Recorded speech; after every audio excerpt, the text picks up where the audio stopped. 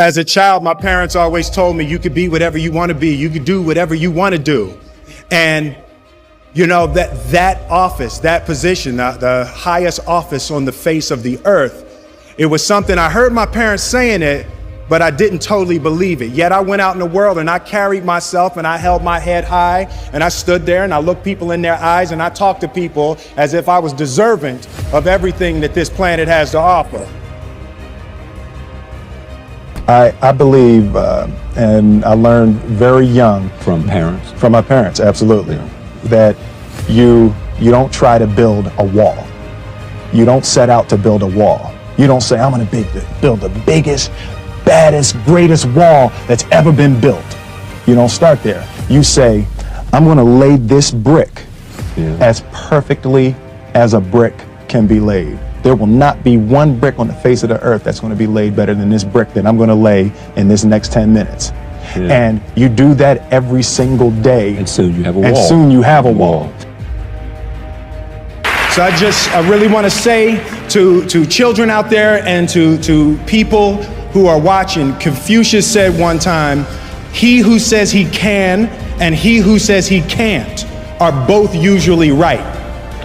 So I want to stand here before you, and as I hold this award, I want to give love to my wife, and I want you to keep in your heart, just know that you can. Know that you can. Anytime you inject extremes into the universe, you can expect extremes to come back. I think that one of the best pieces of advice I ever got was, don't let your successes go to your head and don't let your failures go to your heart. Do you follow that? I try. No, it's absolutely a difficult, even more so now with my wife and my children expanding into it, the scope of it is actually becoming more difficult to manage. The things that, almost in a spiritual sense, the things that you attract to yourself. And also, if you think about it in terms of altitude, the higher you go, the harder it is to breathe. There's less oxygen. And I think in that phrase, what I get from that with Marlon Brando, what happens is, if you think about it in terms of mountain climbing, the higher and the higher you get, the less oxygen there is, the harder it is to breathe as you get to this successful space, and the first thing people want to do is get down. Fear is not real.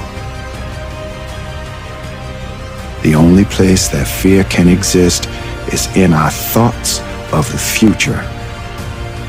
It is a product of our imagination, causing us to fear things that do not at present and may not ever exist. That is near insanity, Qatar. Now, do not misunderstand me. Danger is very real, but fear is a choice. We are all telling ourselves a story. Greatness is not this wonderful, esoteric, elusive, God-like feature that only the special among us will ever taste. It's something that truly exists in all of us. It's very simple. This is what I believe, and I'm willing to die for it.